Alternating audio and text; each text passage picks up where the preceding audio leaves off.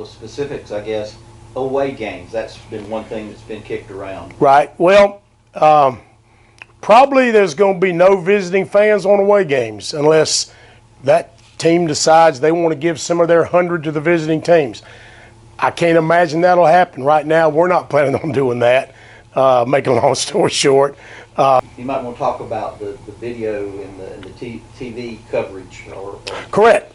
The National Federation of High School Sports is actually partnering with every high school in the country who's not having a regular season. And fans that can't attend can actually pay a fee and watch all of our home games if they can't make it. And just to clarify, from what I understand, it's not just a static shot, that the technology actually... Don't ask me how they do it. It's kind of like seeing, it's like a big eye in the sky. And it somehow follows the ball. I'm not sure, maybe in our... It hones in on leather. I don't know. But football, I think, will be a little different, maybe. I don't know.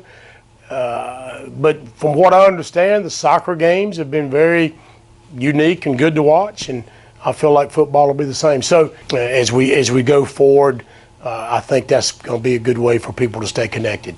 So not only the home games that people can attend, but the away games that nobody can. Yeah, exactly. Now, of course, to my knowledge, every school in our conference is using that technology and is giving that option to fans, and that would be a way that fans can still stay connected to the game when there are no fans on the road.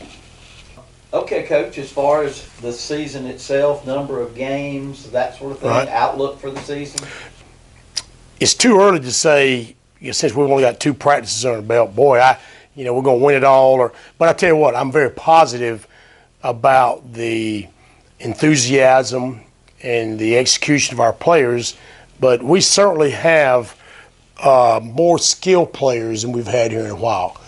Got a quarterback that can really spin the ball. We got some quality running backs. The biggest area where we're going to have to fill in a lot of lost guys is up front on both sides of the ball. Coach Searcy's going to do a great job getting their guys ready. And I think we're going to really wind up being a lot better than some people think up front. I feel real good defensively. I really feel like we're going to be a lot better in our secondary with the addition of some very young guys that have played here before. You're very energetic, that are coming in and doing a great job with those guys. And Jamie Thompson will get them ready to play.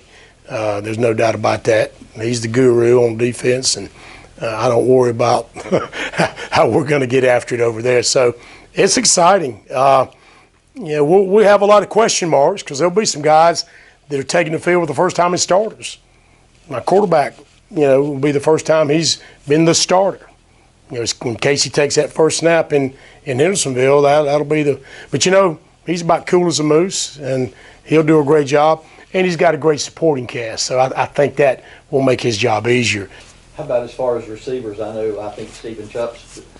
I anticipate him having maybe a breakout year. A stellar year. He really. I tell you what Stephen's done in the off season is he's muscled up. I told him the other day, I said, we're going to have to move you to linebacker. I mean, he really looks good. He ran his best 40 he's ever run the other day when we timed last week. He's going to be a dynamic player. He'll be a guy that we may be sliding the backfield some, put in the slot and give him the ball on the speed sweep. Run him on orbit motion and pitching the ball. Throw him a little flat route. He'll be on kickoff return and punt return.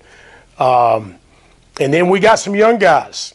I got a 6'3" freshman, Antonio Simpson. And I just tell him, you go out there and rebound the ball. He's a good basketball player, too. I got another young man, Keandre Green, who may wind up being an 8-quarter kid, or who knows, he may wind up playing with us. He's another talented receiver for us. Elijah Barnes, Bryson Jackson, Gage McSwain can catch it and run fast. Nate Henderson is a good runner. Deacon Nodine. I'm probably leaving somebody out, but I just listed about a half a dozen weapons there Shane Paris, I just thought about that. Shane's a run fast guy. We've got guys that may not touch the ball a lot, and we may spread it around, but they are capable of hitting home runs when they do touch it. So we're going to have a lot of weapons that people have to deal with.